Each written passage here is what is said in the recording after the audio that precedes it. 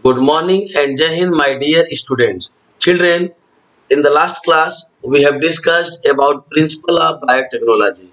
हम लोगों ने बच्चों प्रिंसिपल ऑफ बायोटेक्नोलॉजी के दौरान कई बेसिक कॉन्सेप्ट्स को देखा बायोटेक के, जैसे कि genetic engineering, recombinant DNA technology, PCR technology को भी हम लोगों ने देखा बच्चों कल के क्लास में, पॉलीमरेज चेन रिएक्शन, क्योंकि बहुत ही कॉम्प्लिकेटेड है, इसलिए अभी एप्लीकेशन पढ़ा लेने के बाद जब एप्लीकेशन आप समझ जाएंगे, अभी एप्लीकेशन में मॉलिक्यूलर डायग्नोसिस जब आएगा तो उस दौरान मैं पीसीआर को दोबारा से बताऊंगा बच्चों, तो आपको घबराने की जरूरत नहीं है।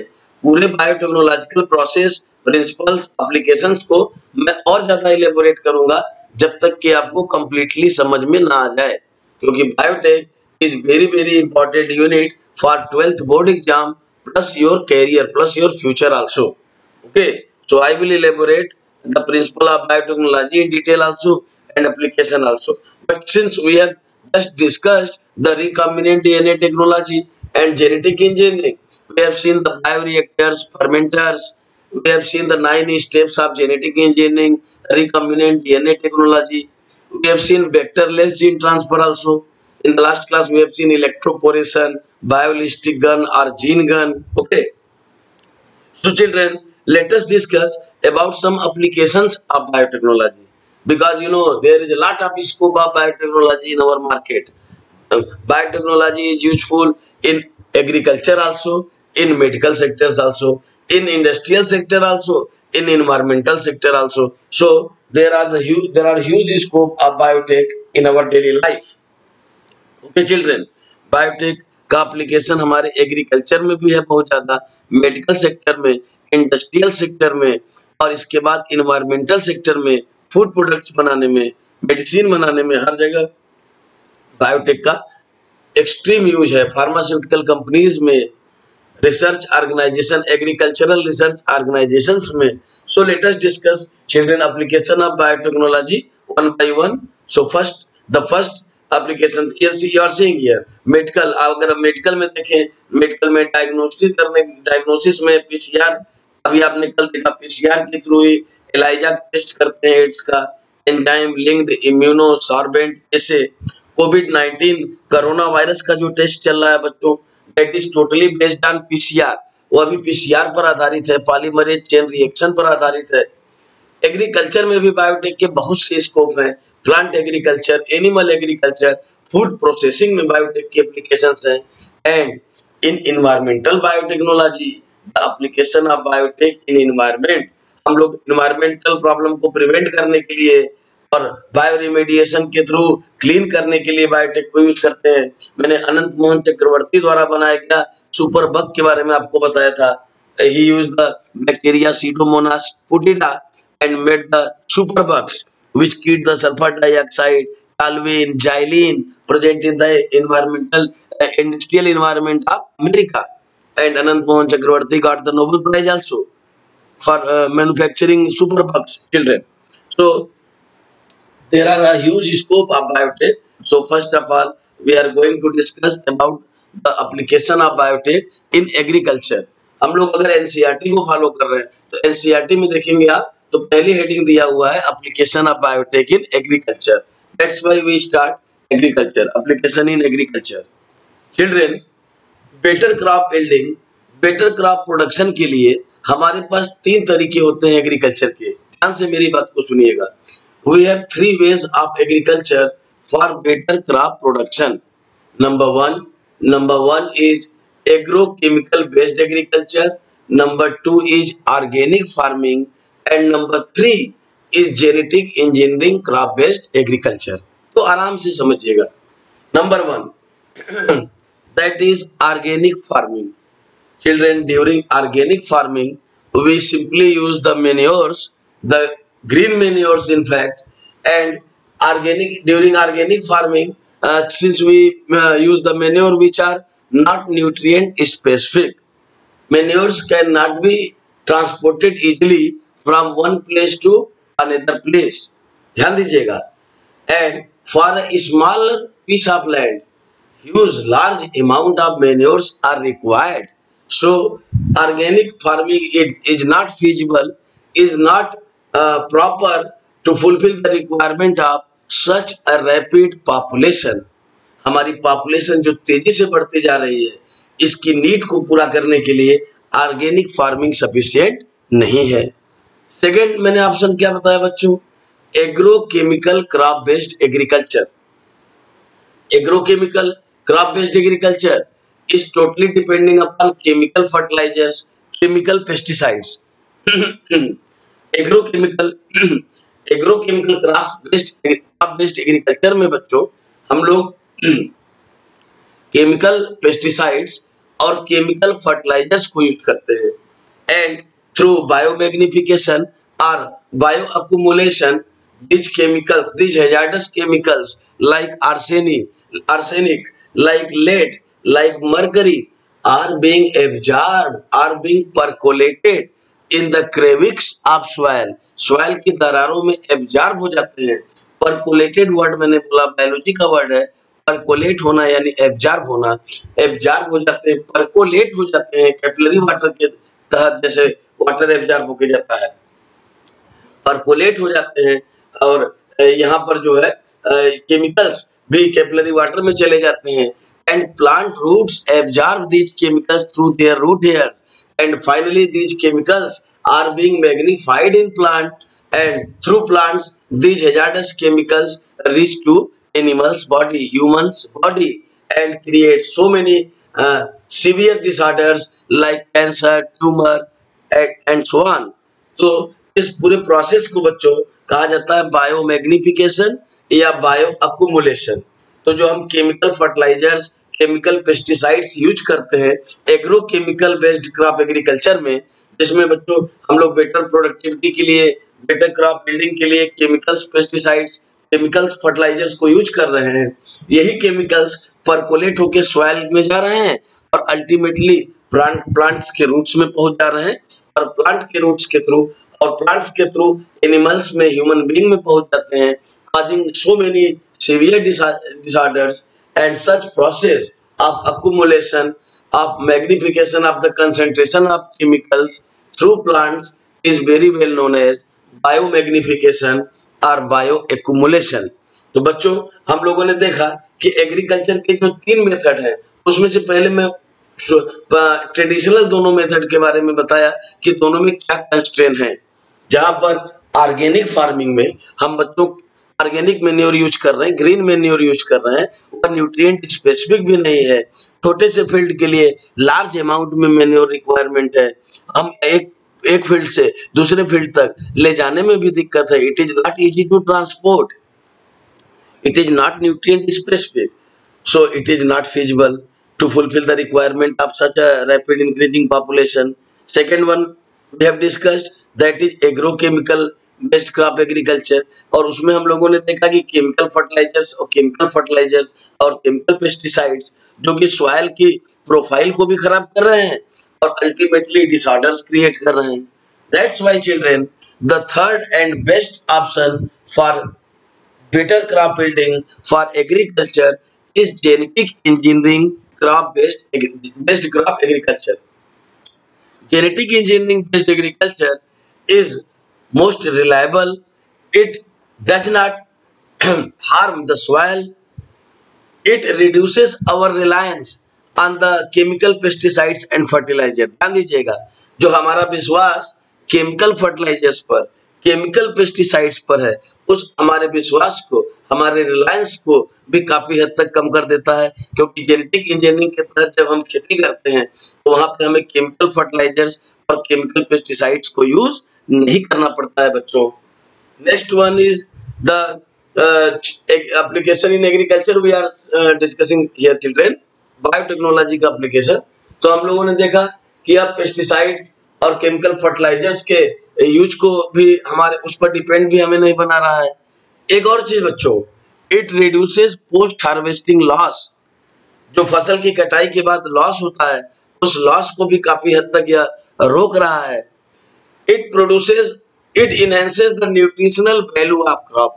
वन मोर इंपॉर्टेंट थिंग, ध्यान दीजिए, यह न्यूट्रिशनल वैल्यू को भी बढ़ा रहा है, क्रॉप्स के न्यूट्रिशनल वैल्यू को बढ़ा रहा है। For example vitamin A enriched rice, vitamin C enriched bitter gourd, vitamin A enriched pumpkin, vitamin C enriched vitamin C enriched spinach, tomato, potato, soybean. So many examples there are which are being produced by biotechnology and having greater importance as application in agriculture.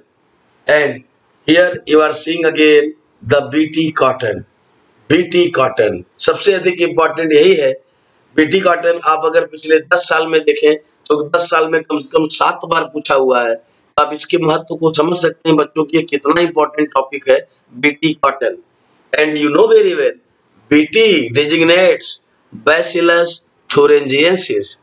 Bacillus thuringiensis, the bacteria having crygine producing crystal protein during its life cycle, which kills aphids, which kills moths, which kills locust.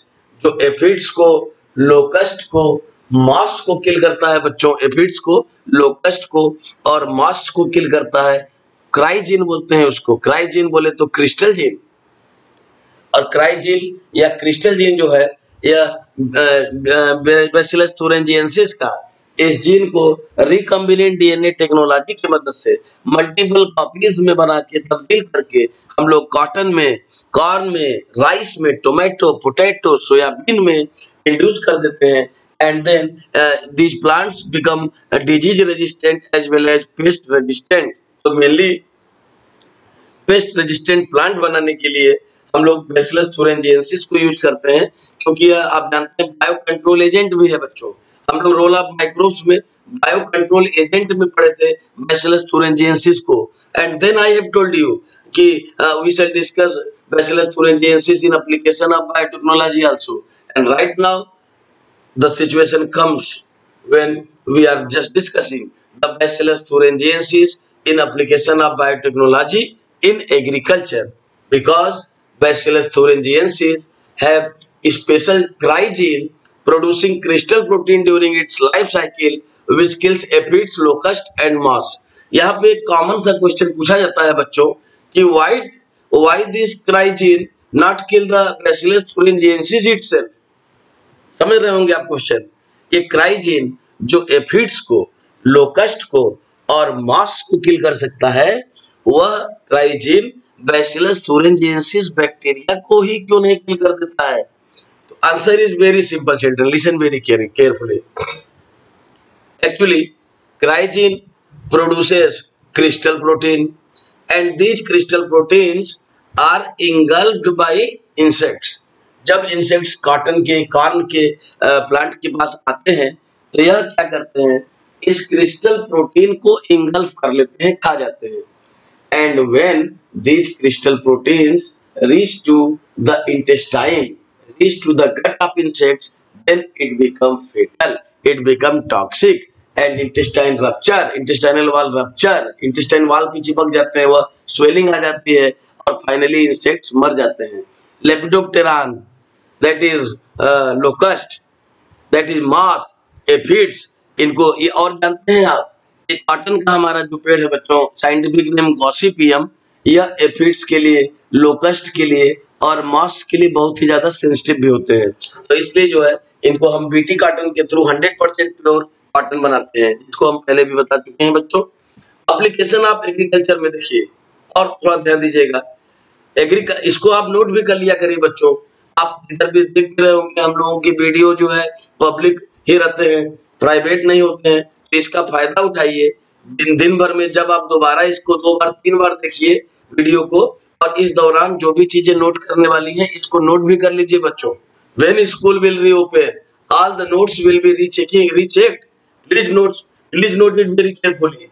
When school will reopen, all the notes will be rechecked by your teachers, because we are doing very work hard. You can see here, we are doing very work hard just for you, just for your welfare children. So please cooperate us, okay? Please cooperate us, don't betray yourself, make proper notes, because we are collecting notes from so many books, so many slides, so many internet platform, and then after we are demonstrating these notes to you and explaining, elaborating the material to you. So please try to utilize the benefit of it, Okay, you have a lot of time. You have a lot of time at your home for revising the syllabus, for revising the things which have been taught. That's why, children, I am requesting you, I am suggesting you that please see the video 2 or 3 times and try to make proper notes also. Now see the agricultural application. Agricultural biotechnology is estimated to be the $6 billion market 2005। ध्यान दीजिएगा, $6 billion का market है केवल agriculture में। आप अंदाजा लगा सकते हैं कि कितना ज्यादा इसका वैल्यू है, बायोटेक्नोलॉजी का एप्लीकेशन है। अगली हेडिंग आप देख रहे हैं, पेस्ट रेजिस्टेंट प्लांट्स। यहाँ पर मैंने BT cotton, BT tomato, BT potato भी आपको दिखाया। इस पेस्ट रेजिस्टेंट प्लांट्स की कैटेगरी में एक और एक्सपेरिमेंट होता है बच्चों, that is RNA interference, RNAi। NCERT में आप देखेंगे तो अगली हेडिंग दिया हुआ आरएनए इंटरफेरेंस। तो पहले इसको भी समझ लीजिए आप। पेस्ट रेजिस्टेंट प्लांट बनाने के लिए वैज्ञानिकों ने एक तरीका निकाला, RNA interference. Actually children, the plant of tobacco, scientific name निकोसियाना tabacum, is highly sensitive for a nematode that is threadworm or pinworm belonging to phylum Aschelanthes, that is Ascaris, family of Ascaris। उसी के परिवार का एक member है बच्चों, जिसका नाम है Meloidogyne इनकोग्निशिया, and मिलोइडिगाइन इनकोग्निशिया is the pathogen of roots of tobacco and create the and reduce the productivity of tobacco, yielding of tobacco. ऐसे समझिएगा, टोबैको के प्लांट में रूट्स में, टोबैको के रूट्स में एक पैरासाइट है पैथोजेनिक नेचर का, जिसका नाम है Meloidogyne incognita. Meloidogyne incognita belonging to phylum Aschelminthes, nematoda in fact that is threadworm, and Miloidigain incognita reduces the tobacco yielding. Scientists evolve a novel strategies to rectify this problem. They just prepare the double-stranded DNA complementary to the messenger RNA of Miloidigain incognita। आप translation पढ़ चुके हैं बच्चों, आप जानते हैं messenger RNA के ऊपर कोड्स होते हैं जिसको टीआरएनए डिकोडिंग करता है। और यहाँ पर वैज्ञानिकों ने क्या किया, जो मिलोइडिगाइन इनकोग्निटिया का एमआरएनए है उसके कम्प्लीमेंट्री डबल स्टैंडर्ड डीएनए बना के डाल दिया रूट्स में, टोबैको के प्लांट्स के सीड में। और यह जो डबल स्टैंडर्ड डीएनए था, यह मैसेंजर आरएनए जो मिलोइडिगाइन इनकोग्निटिया का मैसेंजर आरएनए है उसके साथ में जाके बंध गया, मीन्स उसको साइलेंट कर दिया। ध्यान दीजिएगा, डबल स्टैंडर्ड डीएनए जो बनाया गया जो कि कम्प्लीमेंट्री था मिलोइडिगाइन इनकोग्निटिया के एमआरएनए के, और वह कम्प्लीमेंट्री डीएनए मिलोइडिगाइन इनकोग्निटिया के एमआरएनए को साइलेंट कर देता है। That's why this process is well known as RNA silencing. RNA silencing, please listen very carefully, RNA silencing. और जब हम ट्रांसक्रिप्शन पढ़ रहे होते हैं तब हम एचएनआरएनए से एमआरएनए बनाते हैं, और उस प्रोसेस को कहा जाता है बच्चों आरएनए स्प्लाइसिंग। ध्यान दीजिएगा, RNA splicing that is capping and tailing. तो RNA splicing is something different thing, and here we are discussing RNA silencing. RNA silencing that is RNA interference और आरएनएआई। तो again I am just recapitulating that the Miloidigain incognita, the roundworm, threadworm, is the pathogen of the roots of tobacco, causes the reduction in the tobacco yielding. And scientists developed a novel strategy. They prepared the double-stranded DNA complementary to the mRNA of Miloidigain incognita, which silent the mRNA, and that's why this process is said to be as RNA silencing or RNA interference. Okay. Now, I have already told you that the genetic engineering, crop-based agriculture enhances the nutritional quality. You are seeing here higher protein and vitamin content in food. Pulses में protein के amount को बढ़ाना, सब्जियों में vitamin के amount को बढ़ाना, यह बायोफोर्टिफिकेशन भी है।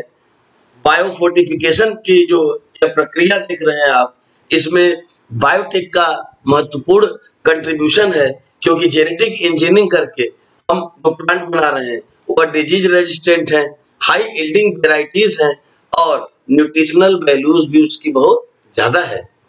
एग्रीकल्चरल एप्लीकेशन में हम आगे भी देख रहे हैं, drugs developed and grown as plant products, okay, drought resistant, cold tolerant and higher yielding crops, यानी जो क्लाइमेटिक वेरिएशंस आते हैं, जो कैलामिटीज हैं, उस कंडीशन से भी निजात पाने के लिए, उस कंडीशन को भी टॉलरेंस करने के लिए हम प्लांट की जो टॉलरेंस कैपेबिलिटी होती है उसको बढ़ा देते हैं बच्चों बायोटेक्नोलॉजी की मदद से। That's why children, genetic engineering based agriculture is the best method of agriculture in comparison to organic farming and agrochemical based agriculture। agrochemical based agriculture के तुलना में बच्चों, यह जो agrochemical based agriculture की तुलना में यहाँ पर आप देख रहे हैं कि जेनेटिक इंजीनियरिंग अगर हम करें तो यहाँ पर दोनों प्रॉब्लम आए थे, जो दोनों कंस्ट्रेंट आए थे वो अभी सॉल्व हो जाएंगे। जेनेटिक इंजीनियरिंग के दौरान न्यूट्रिएंट स्पेसिफिक वाली बात भी खत्म हो गई और जो हम केमिकल्स के ऊपर हमारी डिपेंडेंसी थी वो भी समाप्त हो गई, क्योंकि जेनेटिक इंजीनियरिंग जो है it reduces our reliance on chemicals, तो केमिकल्स के ऊपर से रिलायंस को भी खत्म कर दिया, जिसकी वजह से अब हमें जो क्रॉप मिलेगा वह हमें कोई डिजीज भी नहीं फैला सकता और वह क्योंकि वो खुद ही डिजीज रेजिस्टेंट होगा और हाई यील्डिंग वेराइटी भी होगी। तो these are the values, these are the applications of biotechnology in agriculture sector। Children, now see the application of biotechnology in medical sector। Medical sector में कहीं ज्यादा बायोटेक का application देखेंगे बच्चों आप, जीन थेरेपी में, जेनेटिकली इंजीनियर्ड इंसुलिन बनाने के लिए, ट्रांसजेनिक एनिमल्स बनाने के लिए। So first of all see here the medical application of biotech includes preventative, diagnostic and treatment. हर जगह पीसीआर पीछे आपने देखा ही था, मॉलिक्यूलर डायग्नोसिस देखा था आपने, ह्यूमन जीनोम प्रोजेक्ट आप पढ़ चुके हैं बच्चों, मॉलिक्यूलर बेसिस ऑफ इनहेरिटेंस में। The human genome project is very useful within this field, इसीलिए वहां पर एक बात मैंने बताई थी, that is bioinformatics. Genes का अगर लोकेशन और फंक्शन हमें सब पता चल जाएगा तो उससे बायो इन्फॉर्मेटिक्स में हमें बहुत मदद मिलेगी। फ्यूचर में जीन थेरेपी करने के लिए या जेनेटिकल डिसऑर्डर्स को ट्रीट करने में हमें बहुत आसानी होगी। That's why we are seeing that human genome project is very useful within this field. And now you are seeing here the gene therapy and stem cell technologies are two up and coming fields within the medical areas of biotech. Gene therapy आप जानते हैं foreign countries में gene therapy बहुत तेजी से हो भी रही है। हमारे देश में एमनियोसेंटेसिस के ऊपर बैन लगा हुआ है बच्चों।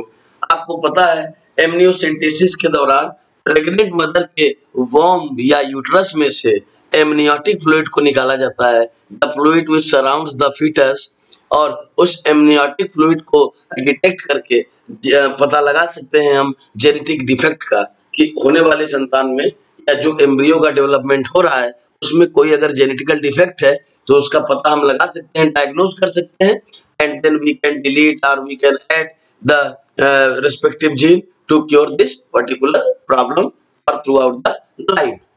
But in India, you know, the amniocentesis is banned because here it was disused। हम इसका मिसयूज करते थे, हम जो है इसका मिसयूज करने लगे, फीमेल फोर्टिसाइड करने लगे, सेक्स डिटर्मिनेशन करने लगे और सेक्स डिटरमाइन करके फीमेल फोर्टिसाइड करने के कारण ही इसको इंडिया में लीगली बैन कर दिया गया amniocentesis. Only when pregnant mother is up to 36 or 36 plus, then gynecologist give the permission for amniocentesis under certain circumstances, but that is not for sex determination, that is just for the diagnosis of certain genetic defect, certain chromosomal disorders only। So my dear kids, if we talk about the application of biotechnology in medical sector, then the first criteria that is genetically engineered insulin।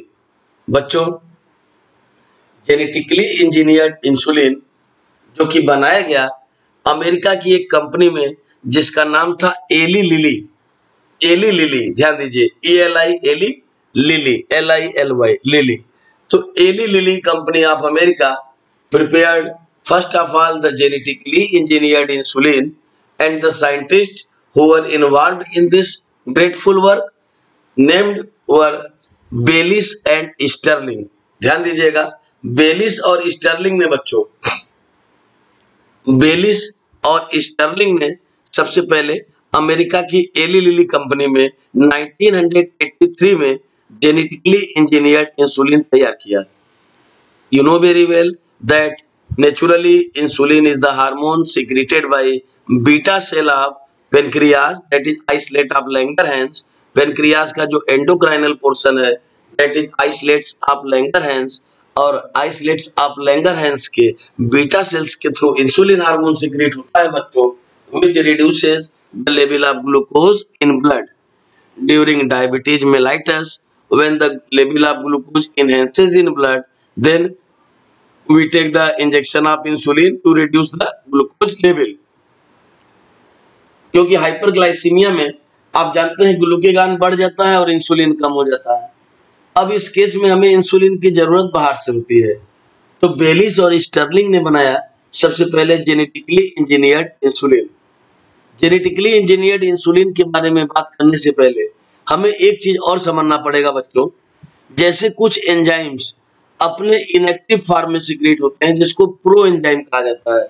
For example, in 11th class you have seen that pepsin is secreted in the form of pepsinogen, trypsin is secreted in the form of trypsinogen. तो इनको pro enzyme कहा जाता है। आपने देखा भी था, in the presence of HCl pepsinogen is converted into pepsin, and in the presence of bicarbonate ion trypsinogen is converted into trypsin. तो यह इनएक्टिव फॉर्म एक्टिव फॉर्म में बदलते हैं और तब पेप्सिन और ट्रिप्सिन अपना रेस्पेक्टिव काम करते हैं। बच्चों, similarly some hormones are also secreted in our body in inactive form. इस प्रो एंजाइम्स के तरीके से कुछ हार्मोन्स भी ऐसे होते हैं जो हमारे बॉडी के अंदर प्रो हार्मोन के फॉर्म में सीक्रेट होते हैं, that is inactive form of hormone, that is pro hormone. Best example is insulin, and the inactive form of insulin is known as proinsulin। So my dear kids, proinsulin basically consists of the C peptide, A peptide and B peptide। there are 3 peptide chains, whereas proinsulin is basically combined of 3 peptide chains A, B and C, whereas the mature insulin combines only A and B peptide chain. ध्यान दीजिएगा मेरी बात को बच्चों, जहां पर pro insulin जो बनता है जो कि इनएक्टिव फॉर्म है, उसके पास 3 पेप्टाइड चेन होते हैं, ए, बी और सी। जबकि आप जानते हैं hormones are secreted by endocrine gland, by ductless gland directly into the blood, और ब्लड में आने के बाद इसी तरह से प्रो इंसुलिन जो है हार्मोन, वो अभी जब ब्लड में आता है तो उसके पास 3 पेप्टाइड चेन होते हैं बच्चों, ए, बी और सी। But during activation, after coming inside the blood, since isolate of Langerhans is ductless, you know the endocrine glands are ductless, they don't have duct, they secrete their secretion directly into the blood. So after incoming into the blood, proinsulin is being activated into insulin, where a removal of C peptide takes place। ध्यान दीजिएगा, proinsulin के पास 3 peptide थे, ए, B और सी। Okay, ए, B और सी, ए और B peptide जो कि disulphide bridge से जुड़े हुए थे, और साथ में सी पेप्टाइड था जो कि इन्हें इनएक्टिव बनाया हुआ था। और जैसे ही सी पेप्टाइड रिमूव होगा, pro insulin is converted into insulin which is active form. And now you know very well that insulin reduces the level of glucose in blood. Insulin glucose के level को blood में कम कर देता है। Diabetes mellitus के case में जब 100 milligram पर 100 ml से ग्लूकोज का लेवल एक्सीड करने लगता है, तब उस केस को बोलते हैं डायबिटीज मेलाइटस। और जब ग्लूकोज का लेवल 200-250 से ऊपर जाने लगता है, then we use insulin to reduce the level of glucose. So children, actually insulin is secreted in our body in inactive form, that is proinsulin having 3 peptide chains A, B and C, and during activation of insulin C peptide is being removed। अब बेलिस और Stirling ने क्या किया, They identify the genes coding for A and B peptide only. They identify the genes coding for A and B peptide only and make multiple copies through biotechnology and join them through disulfide bridge. इन्होंने क्या किया, इन्होंने gene को isolate कर लिया जो कि ए और बी पेप्टाइड को करस्पॉन्ड करते थे, और उस जीन को जो gene corresponding A peptide and the gene corresponding B peptide are being multiplied in many copies, and then A and B peptides are being joined together through disulfide bridge. In this way, mature insulin is directly formed, which is said to be as genetically engineered insulin. ध्यान दीजिएगा, C peptide की बातें नहीं आई, क्योंकि हमारे body में वैज्ञानिकों ने देखा कि हमारे बॉडी में जो इंसुलिन सिक्रीट हो रहा है उसके पास 3 पेप्टाइड है, ए बी और सी, लेकिन जब एक्टिवेशन हो रहा है ब्लड के अंदर तो सी पेप्टाइड रिमूव हो रहा है, केवल ए और बी पेप्टाइड डाइसल्फाइड ब्रिज से जुड़े होते हैं। अमेरिका की एली लिली कंपनी में 1983 में बेलिस और स्टर्लिंग ने यही किया बच्चों। They just prepared the genes corresponding A peptide and corresponding B peptide and prepared multiple copies, and then A and B peptides are being polymerized, and finally A and B peptides are being joined together through disulfide bridge. In this way, Baylis and Sterling prepared genetically engineered insulin. And genetically engineered insulin, आपको मालूम ही है insulin की जरूरत बहुत ही ज्यादा है, and for this great work Bayliss and Starling were awarded by Nobel prize for the discovery of insulin. Okay, and during gene therapy children, gene therapy जो पहली जीन थेरेपी की गई वो एक 4 साल के बच्ची की गई जिसको एक बीमारी थी एडीए डिफिशियंसी। ये सारे क्वेश्चन बोर्ड में हर साल पूछे जाते हैं, ध्यान दीजिएगा। एक 4 साल की बच्ची जिसको बीमारी थी एडीए डिफिशियंसी, एडीए बोले तो adenosine deaminase. Adenosine deaminase is the enzyme responsible for the immunity in children, और उस बच्ची के अंदर यही एंजाइम ही नहीं था, तो it can be cured through enzyme replacement theory also, through bone marrow transplantation also, but gene therapy is the ultimate method for the permanent cure of such genetical disorder. So children, you are seeing the application of biotechnology in very huge manner in agriculture, in medical. Later on in the next class we shall see in environmental sector also. Okay, in molecular diagnosis, in transgenic animals.